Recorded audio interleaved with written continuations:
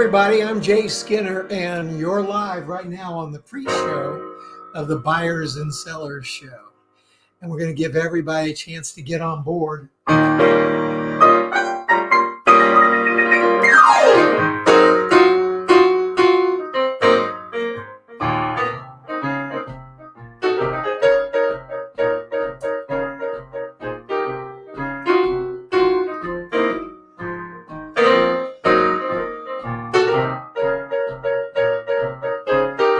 For everybody that's watching the replay, thanks for coming.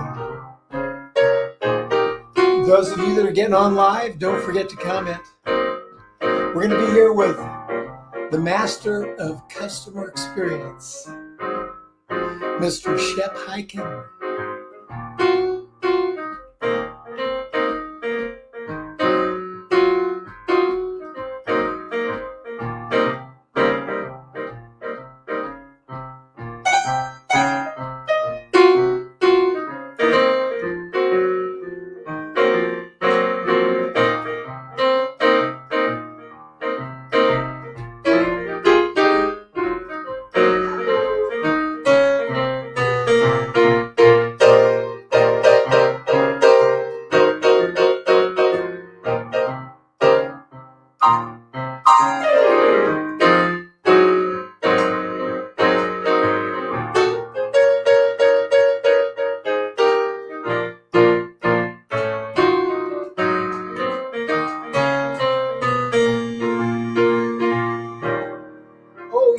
If we're really going to give everybody something to talk about, it's going to be great.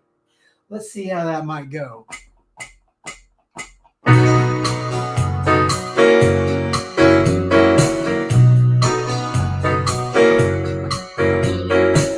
Let's give them something to talk about. Let's give them something to talk about. Ow! Let's give them something to talk about. Talk about Shep. Shep, Shep, oh yeah, oh yeah.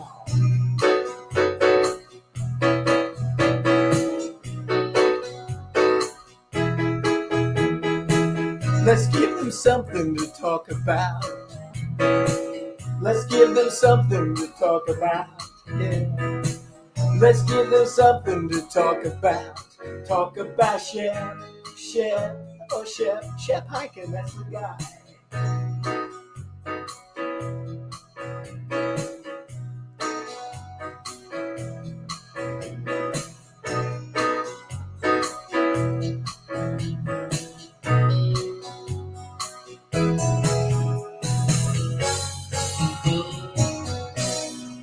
And we're live. Hi, everybody. Take a minute and watch this. I want you to meet my friend Shep, because we're sure going to give him and you something to talk about. It's going to be so fun. Watch this.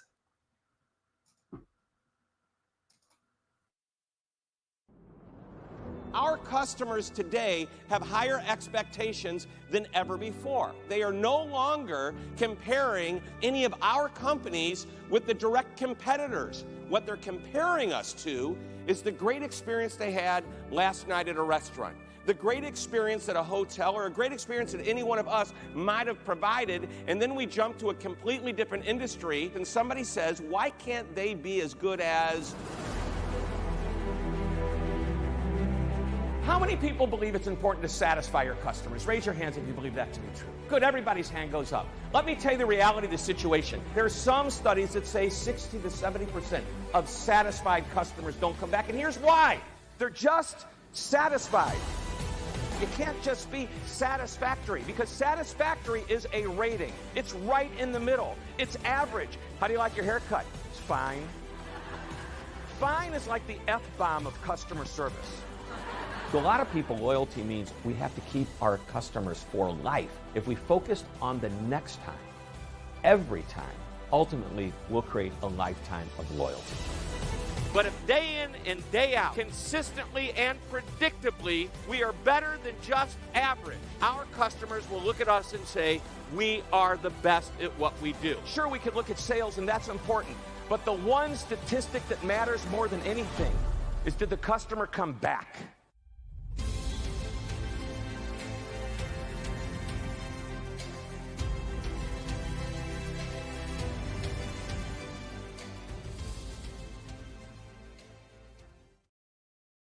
And we are alive now. And right now, I want to bring my friend, the great customer experience guy, Mr. Shep Hyken. Hello, Shep. Hey, thanks for having me. Great to be here. What an introduction. I love the music. You know, I got that guitar back there. I wanted to play a little blues with you when you were doing that warm up, and Oh man, you know, we could have done that. So we could do that. We're gonna have to plan for that next time. It's gonna be awesome. And that song, "Give Them Something to Talk About," that's kind of a theme song for you, isn't it?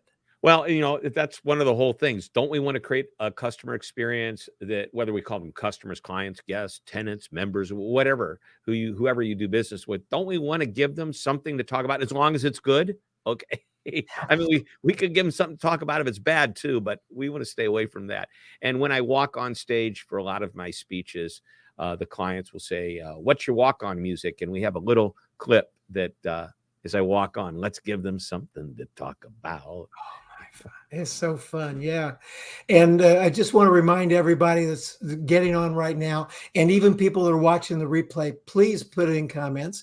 If you comment after the show's over, we'll be replying. And today, ask questions, make comments. This is your chance to get to know the great Shep Hyken. How fun is that? I tell you what, you're flattering, very flattering. Thank you. Well, Shep, one of the things that you do is you have listen, you were back in the green room. Did you lock the door? I heard some rattling in the back. What? Did I lock the door? Yeah, I don't know. Let's good grief. Oh, It's Jim Cathcart. He snuck in on us when we weren't looking. Yeah, I did. How you doing, my friend? Doing great, Jim. Good to see. Now, why weren't you playing with Jay? That would have been nice. Because yeah, I tell you, and it happens occasionally. I'm sure it does. I've definitely got the equipment right here. oh my gosh, there's the great Jim Cathcart. I mean, I've got Hall of Fame speakers here, two guys, and Jim introduced me to Shep. And Jim, tell me about Shep Hyken. Well, Shep Hyken, when I met him, I was at the Playboy Club in St. Louis, and he was doing close-up magic. He was just a little kid, and I was there What with a all job the for a little bunnies. kid. Actually, it's not true, but tell that story, Shep. I was 16 and I got a job doing magic at the Playboy Club, and it started off as a close-up magic gig, kind of keeping people entertained while they were waiting to get into the club for good nights where they were. Pause for just a second. It started as a close-up magic at the Playboy card tricks, and I know. I'm just thinking of being close to the Playboy bunnies. Well, no, I entertained the guests, not the bunnies. However, by the second or third week, the guy who was running it said, "Hey, can you do anything on stage?" I said, "Of course I can." And he made me the opening act for some of the acts that were coming in and performing there. And so I'm going to say maybe 15 times over the next couple of years, were there for special, weeks where they had, where they had big crowds and they needed somebody to entertain them. So, and that was a blast. I always joke that is like the most incredible job for a 16-year-old young man Ever. Ever. So, Shep, you and Jim have been friends for years. Goes back to what, the National Speakers Association? I met Jim in 1988, and he doesn't remember that. I barely remember it, but the only reason is because I was hanging out with Tony Alessandra and Phil Wexler and a couple of friends that he was in that circle. And over the next year or two, we got to know each other better. Jim, when were you president of NSA? Somewhere right around 89, 90? 88 and 89. Oh, 80. Okay. So there Yeah. you go. Okay. Yeah. And I was there and saw you, and it was great, man. Got to know you a little bit. Tony Alessandra called me first thing this morning and wished me a happy birthday. This is my big 77. Happy birthday. Thank you. I was married on July. Thank you. Happy birthday to you. I was married in July of 1970, and my phone number is 777-3477. So this is a magical day all the way around. I woke up at 7:07 a.m. this morning, listening to the Eagles on my alarm on my phone. So I'm going to, just because we're all music fans, a little trivia, kind of trivia, Shep trivia. On Saturday night, I saw Ringo Starr and his all-star band, and it was great seeing a bunch of musicians that were older than you, Jim. Incredible songs. And then next week, I'm going to see Bob Dylan. Wow. That's going to be too fun. Where they're all gone. Wow. I've, been very lucky. Then Saw you the get- Eagles in concert maybe, I don't know, earlier this year. They were great. They were great. Saw Wow. Clapton about a month ago. Do you know Jay's backstory? I turn around, Jay. Let me see your back. No, I'm just kidding. Well, I know Jay's a heck of a musician. Yeah, but he's the keyboard player for the the Drifters, Platters, the drifters, coasters, platters, marvelettes, Sherelle. Yakety yak. Done that. Don't talk back. Been doing that for 25 years when they do concerts in the Midwest. Yeah. Unbelievable. Wow, that's fun. Unbelievable. That's fun. Well, don't let me interrupt your magical interview. I just wanted to enhance your day if I could. And thank you for. Well, I'm glad you stopped by. Happy birthday. Great to see you. Love you like a brother, Jim. Thanks. All right. Take care. Thanks, Jim. See you, Bye. Jay. Whoa, what a surprise. What a surprise. What a surprise. Great. So we're going to go right back into the comments because you're a technical guy about customer service. And one of the things that you said to me, I realized you have was a customer service report. And that was so cool. Would you tell me about this customer service report that you do? And what does that mean? Yeah, every year we go out and survey over 1,000 consumers weighted to the U.S. Census. So we understand the difference between millennials and Gen Z and boomers and Gen Xers. And we ask them all kinds of questions like, how do you love customers? What do you like about the companies you do business with? If they gave you great service, would you pay more? What channels do you like to communicate with? Are you using, ChatGPT? I mean, that's the way. I can't wait for next year's report because we're going to put a lot of that artificial intelligence, digital customer experience type information in there. I want to find out if customers love it or are they frustrated that they can't get to a human anymore. Yes. And that's so cool that you're dealing with the technical aspects of it as well. Looks like we've got some comments here. Yeah, So, here's Sharon. Good morning, Sharon. good morning, Sharon. Now, that's my niece, Sharon. And Sharon, type in here. Sharon has gone live every day for thousands of days for her business. And Sharon, type in how many days now consecutively it is. It's unbelievable what she's done. So she's done a live broadcast every day. A live broadcast every day for her customers of Reveal products. So if Sharon, type in, let us know what your streak is here. And she's a superstar when it comes to go live. So as we look at this, everybody goes to Hyken.com. That's the central location. You get everything. Yeah. Well, almost everything. But if you're interested in a copy of the report, it's right there. Just go to Hyken.com, scroll down, and you'll see how to get the report. No charge. You can click on the tab that says research. That'll take you there as well. But again, I love to give away content. A lot of my friends say, why aren't you charging for the report? And at first I did. But I have a great sponsor. Five9 is my sponsor this year. And they helped underwrite the report. And great client and great partner to be with.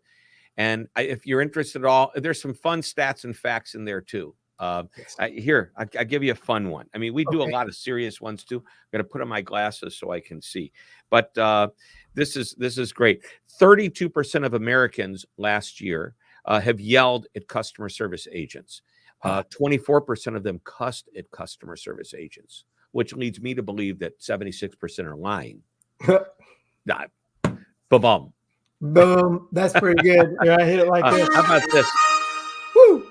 38% would rather go to the dentist than call customer support. I guess a root canal is better than having to wait on hold and talk to somebody you don't understand, ask to speak to a supervisor, be disconnected, transferred, and take 45 minutes to find out, can you tell me when my order has shipped? Yes. It's like unbelievable. And then let's see. Sharon says, okay, 1,441 consecutive days. Wow. Doing, she does 45 minutes to over an hour with her group. And congratulations, Sharon. Thank you for Congratulations on jumping that. in Yeah. there. That is awesome. So as we look at this, and I'm kind of going on here, I wrote this as a long thing. And while I'm talking, you're one of the few people, as I watch your material, and Shep, I've known about you for years, and you are able to be live on stage, do virtual conferences.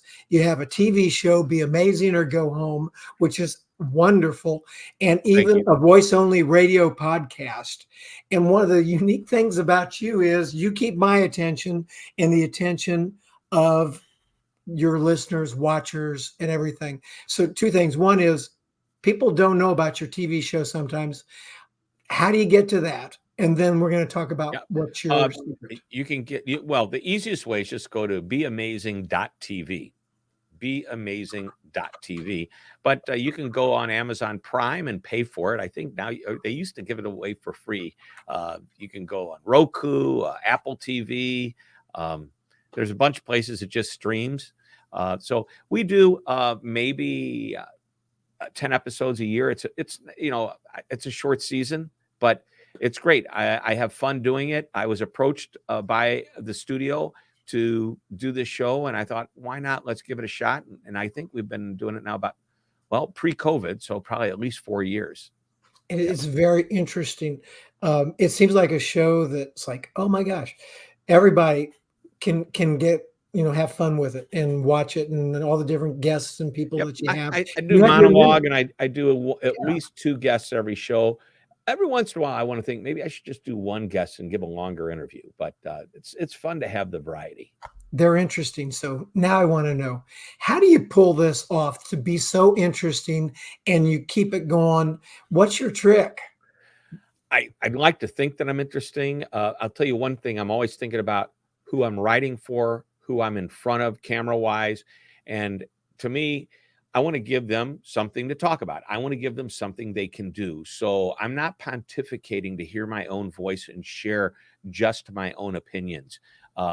When I do a podcast, just like we're doing here, or a show, my goal is not to do an interview where I ask a question, get an answer, ask a question, get an answer, which, by the way, even though we're doing that format, you and I are bantering in between, which means we're having conversations about topics.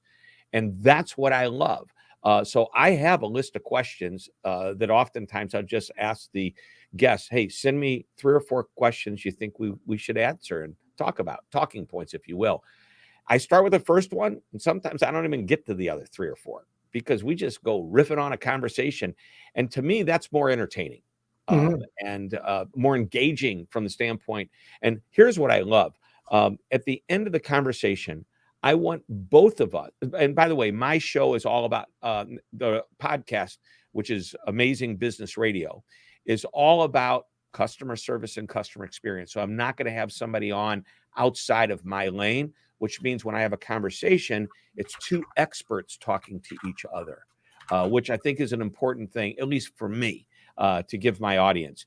When I first did a podcast, I was on ABC. I'm sorry. I apologize. CBS. They're just letters, but let's make sure it's right. So I was on the CBS network for a year, and I had a big audience. And I can go in any CBS studio in the country, record my show. If I had a guest in a different city, I could go there anyway. At the end of the year, even with great numbers, I said, this is doing nothing for my brand because it's tax time. They would say, go get an accountant and make it an entertaining show talking to an accountant at tax time. And actually, I thought I did a pretty good job. But that has nothing to do with service and experience. So at the end of the year, my contract was ready for renewal. And I said, I want to do one that's just customer service and experience related. And they said, that's not what we want you to do. You're not going to get enough people. And I said, that's okay. So I dramatically cut my audience. I also cut bait. They were so friendly. They would let me keep all my equipment and gave me access to all the old shows. Bottom line is I have a smaller audience, but the audience that needs to be, part of that community. We're all part of this customer service experience world. So if there's an idea or a lesson there, it's stay in your lane. If you're an expert at something, don't talk about something that's not your expertise. So it sounds like now you pick the guests, you write the scripts, and you're involved heavily in the content. Yeah, it's fun to do. So my job is, and you'll hear me say this, as a speaker, any speaker, your job is not doing the speech. I mean, that's part of the job. The real job is getting the speech, because if you don't get the speech, you're not going to do the speech. And realizing that when I first started out in my business, it was smile and dial. I would pick up the phone, call people cold, introduce myself. And I could go through the numbers. I know exactly how many speeches I would get based on how many calls I made. I knew how many people I was going to talk to, not talk to. They were say they're interested, not interested. But at a certain point in time, my business was going. And by the way, I started before there was something called the internet. It was in 1983. I've been around for a while. So the internet might have been there, but it wasn't ubiquitous like it is today, where everybody's on it almost every single day doing something. But when I started to recognize content, people will engage with content. I could write a blog or an article or shoot a video and put it on YouTube. And instead of calling 100 people a week, I could spend the same amount of time creating content, which means that I can create 3, 4, 5 pieces of content in a week in the same amount of time it took to make calls. Guess what? I'm now being connected with thousands and thousands of people, as opposed to if I make 100 calls, I'll talk to about 12. Out of the 12 people, 2 people might be interested. Out of those 2 people, if I had out of 2 interested people at the end of, like, if I had 10 interested people, which would take me about 5 to 8 weeks to get, I might get 1 booking. But when you understand those numbers, you say, well, it's worth making the calls. Well, how about now? Let me spend 8 hours during the week writing articles and being seen by literally millions of people throughout the year. One of my columns that I write is recently they gated, so you had to actually subscribe to the publication, but it's still 400,000 people a year see that. It was almost 1 million. My newsletter goes out and is read about 30% of about 12 to 14,000 people who get the newsletter. That's pretty good numbers, week after week after week. Pinterest, I get over 1 million views of what I post on Pinterest. Unbelievable. I can't track any business to that, but here's the deal. The magic's in the mix. I know we're talking, I'm going off in a squirrel hole. Getting share of mind. That's what you're doing. Yeah. Capturing share of mind. Yes. Look at this. When I look at your social media, and this was a great segue into it. Everything is on one website that's about Shep. And it's so well organized in one place, and not everybody's figured that out. Who did that? How did it come about to figure out how to do this? Well, sometimes remember Ben Franklin said, if I had more time, I'd write a shorter letter. If I had more time, I'd make the website even easier.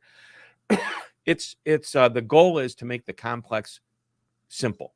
I do that in my speeches. I try to write that way. And same thing here. Across the top, you've got a navigation bar. You can get to my podcasts and articles. You can get to my special report as a speaker. This is what we do. It's I think it's pretty standard. So I worked with Ford Sakes for many, many years. Recently, Ford still consults with me on the website. His bandwidth was pretty tight, and I needed to get a new website. So we have a new partner on that. But again, Ford works with us and that partner. So anybody that is out there looking to upgrade their website or get a site for that matter, Ford Sakes over at Prime Concepts, cool. Digital Onda, Jordan at Digital Onda is who we also use. So really powerful partners.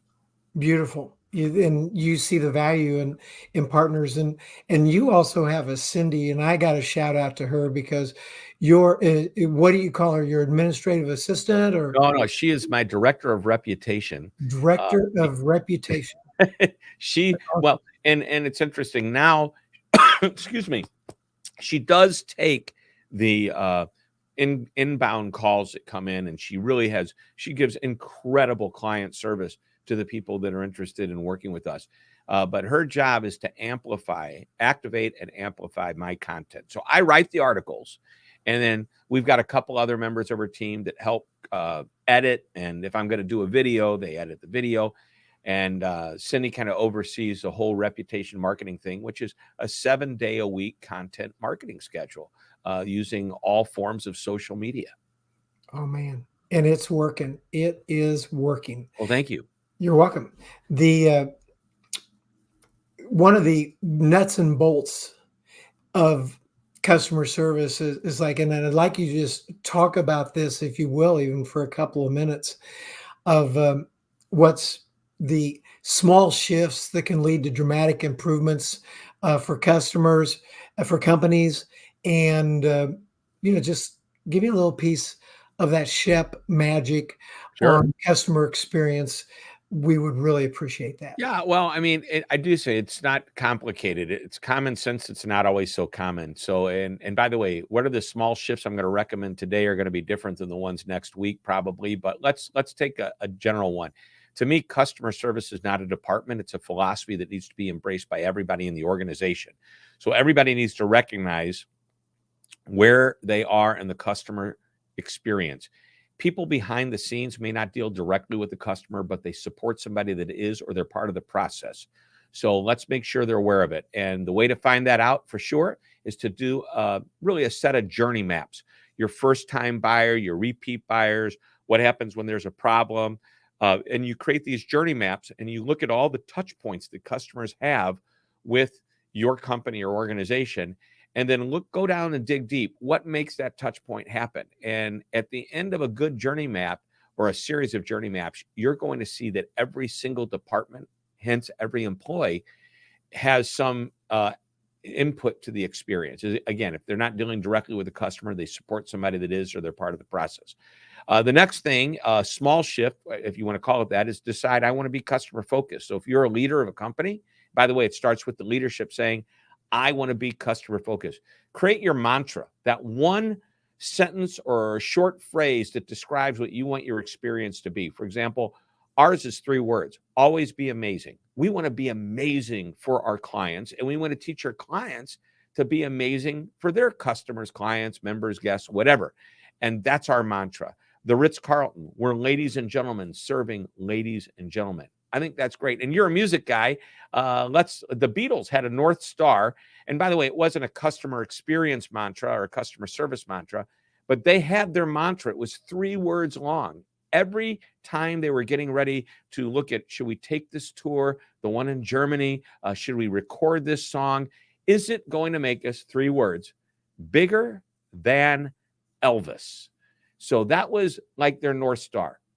Since I'm in customer service and experience, my North Stars that we work with for clients is to help them to design that one sentence or shorter phrase that just defines who they are. And then you have to communicate it constantly, train everybody to it, demonstrate it as a leader. You can't act one way and expect others to act another. Recognize people when they're doing it right. So there's a number of things you can do. They're not complicated. Doesn't mean it's not going to be hard. If you've got a large company of 50,000 people, I've got this 6-step process that's real simple. Define your vision, communicate it, train people to it, be the role models, defend it if somebody or some department's out, and then celebrate it. Real simple 6-step process. But it could take 5 years if you're a company that has 50,000 people, or it could take 5 weeks if you've got 3 people. So, Shep, doesn't it seem strange that these ideas of customer service and helping make sure that your customers, I call it absolutely delighted, that's not the first thing on the minds of people when the customer service picks up the phone? What's the disconnect? How come people don't just naturally get it? What's going on there? Some companies absolutely get it. So, you've got some great rock star businesses out there.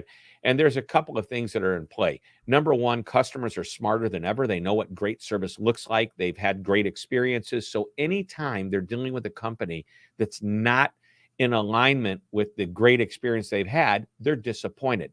Maybe 15, 20 years ago, waiting on hold for 5 or 10 minutes was acceptable. Well, today it's not. It's friction. And if you're going to make me wait on hold, at least tell me how long, and then give me the option for me to get a call back when it's my turn. I mean, that's standard minimum expensive technology that can be invested. Today, there's multiple channels. I can reach out to you on a phone, email. I can chat with you. I can have a chat bot, a digital experience with an artificial intelligent bot. I can go on social media and leave a message and hope you see it and respond to me. So I can have an app where you can go into the app and interact with employees of the company. So many different channels. Every one of them has a different expectation. If I email you and 2 hours later, I get a response, I go, wow, that was fast. If I call you and you put me on hold for 20 minutes, I'm mad. Really? Me too. Yeah. Shep, this is a fantastic area that everyone in customer service and in business needs to understand the value of.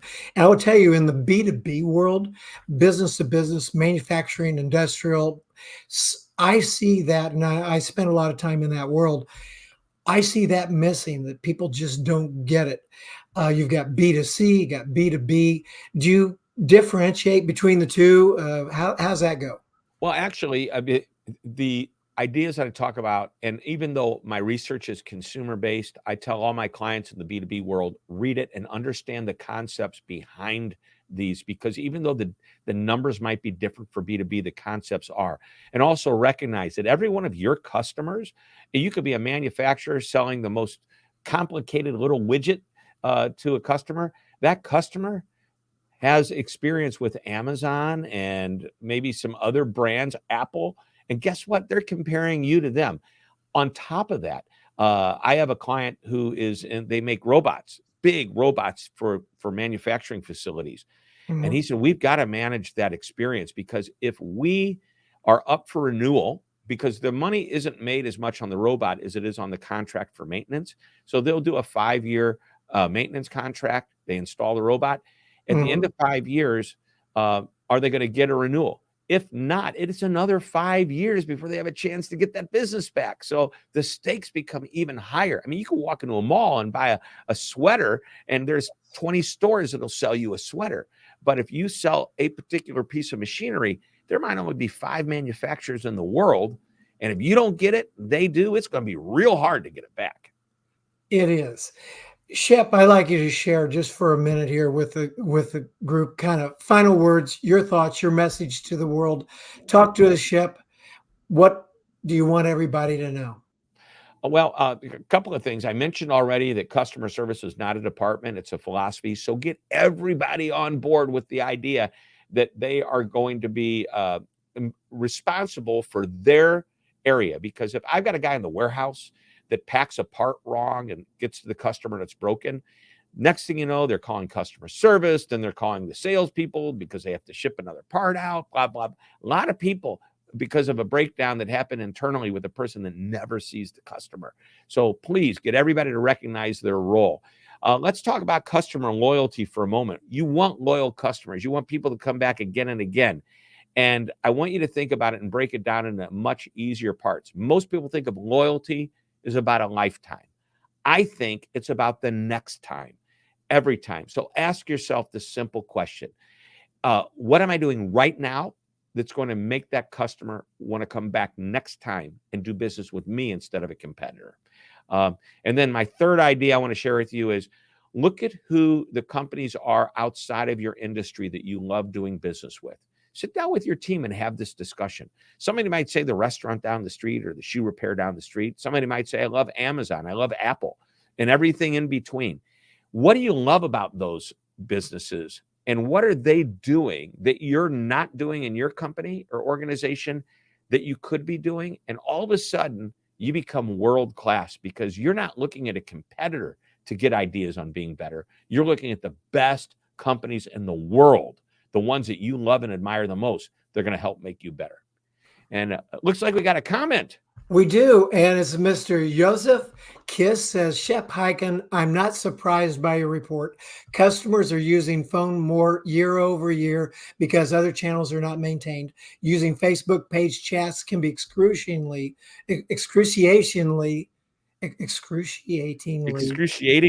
big excruciatingly word. painful when they don't monitor it. Excruciating. That's 6 That's- syllables. I don't think I've ever said that word before. Excruciatingly painful when they don't monitor it.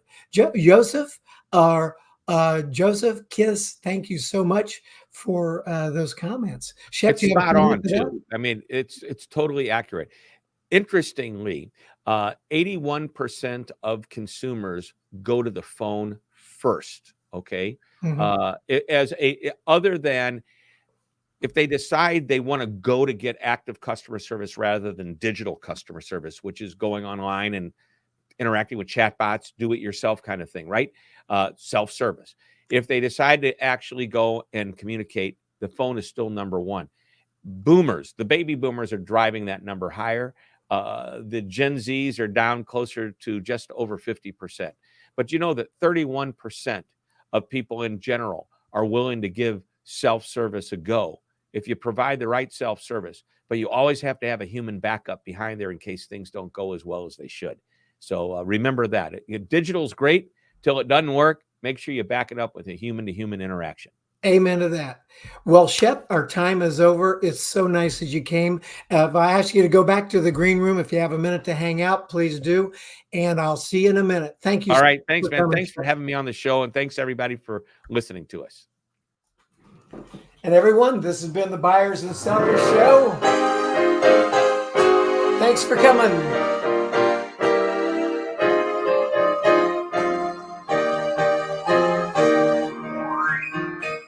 See you next week. Thanks for coming.